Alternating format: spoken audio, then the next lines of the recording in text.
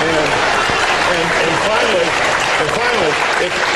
if Al Gore cannot be a bumbling governor from Texas with that terrible a record, what good is he to begin with? All right. We have to build a movement in this country. With that milquetoast response, we got to take a break. And we're back once again with Governor Ventura and Ralph Nader. And Governor Ventura has a small compliment he wants to pay me and all my colleagues back in Washington. Well, what I'd like to know, Ted, is why whenever you get a third-party candidate, you go after them, you focus, you demand answers. And yet when I watch you with the Vice President and Governor Bush, they can give you these spin-doctored answers, spin around and tap dance everywhere they want to go. And nobody ever pins them down like you are Ralph Nader tonight, were you calling watching? him milk toast. No, I was teasing him, as you know. That's not milk toast, is it? Were you watching last Tuesday?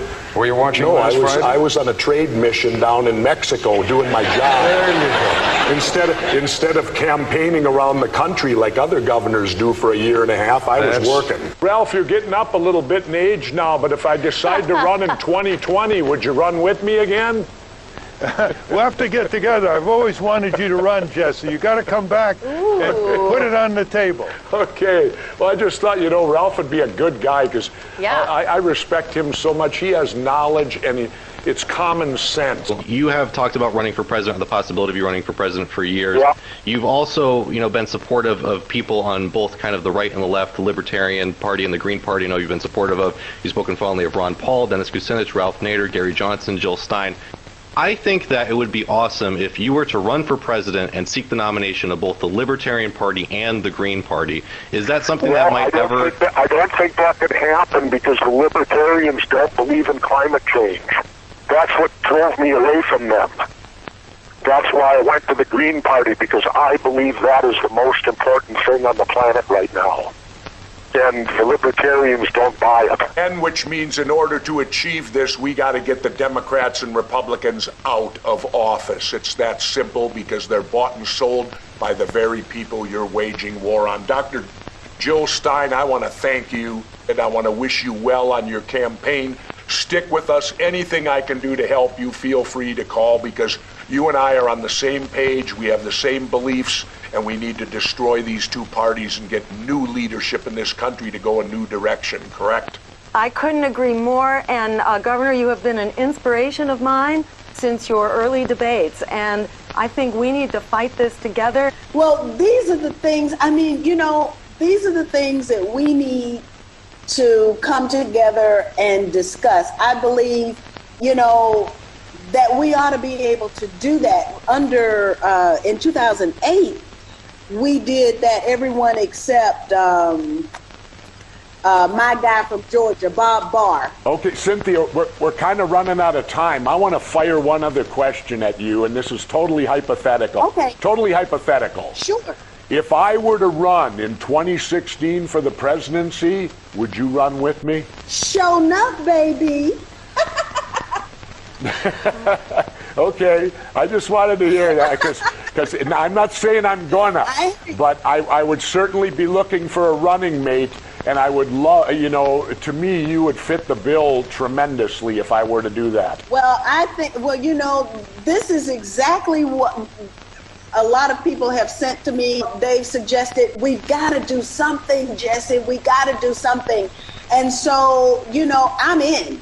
I am totally in. When I spoke with Senator Sanders way last summer, I went to a rally of his here in Minnesota, and he really gave me the cold shoulder. He spoke to me for maybe a minute and a half. He didn't ask for my endorsement or anything, and I simply said to him at that time, I said, Senator, if you fail to beat Clinton, will you then endorse her? And he said, absolutely.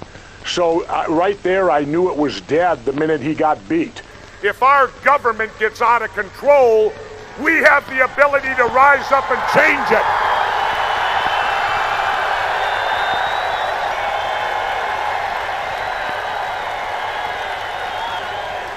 Thank you. Now, many people have said to me, well, wait a minute.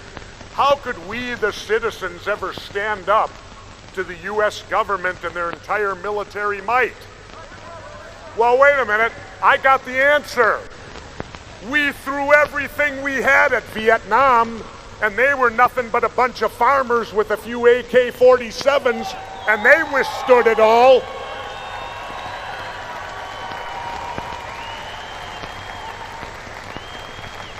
So, ladies and gentlemen, don't ever, ever let them take our rights. I'm gonna tell you, man, we only had one paid person in my entire campaign. And that was the campaign manager, because he left his private sector job to do it full time after the primary. My campaign was completely volunteer, and do you know how much money that I actually raised to become governor of Minnesota? $300,000. Now, the Democrats and Republicans, they spent nearly $10 million. Now do you realize why I'm not popular with them? Number one, because I can beat them. So it can be done.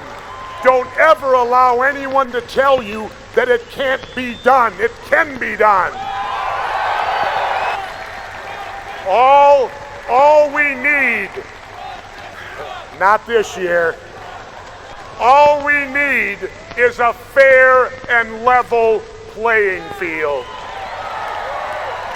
And believe me, here in Minnesota, independents on polls, we're the majority, 40%. And yet, what are we made to do? We're made to pick the lesser of two evils. Well, in the words of the late, great Jerry Garcia of the Grateful Dead, Jerry always said if you're made to pick the lesser of two evils, it means you're still picking evil. Now, we need to demand more, and we need to demand honesty. I'm tired of being sold the bill of goods. I'm tired of the dishonesty that's in government today.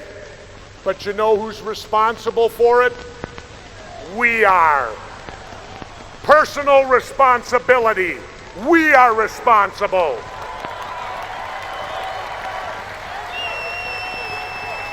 Now, I've been living in Mexico for half the year. You know, I live with those brown-skinned people that we're so scared of that we're going to build walls and barbed wire fences and all of this stuff, and we're going to turn my country into East Berlin. Because we fear these brown-skinned people who manage to come up here, looking for economic advantage, looking to help their families the same way you want to help yours. And to me, when I look at the United States being turned into East Berlin, it is not the country that I served when I was in the military. And let me say this for a moment. For those that doubt whether I have the right to say what I say, my father was a World War II veteran. My mother was a World War II veteran. How many people can say their mom served as a nurse in North Africa? My brother's a Vietnam veteran, as am I. So I think my family has earned the right to speak in what's supposed to be a free country.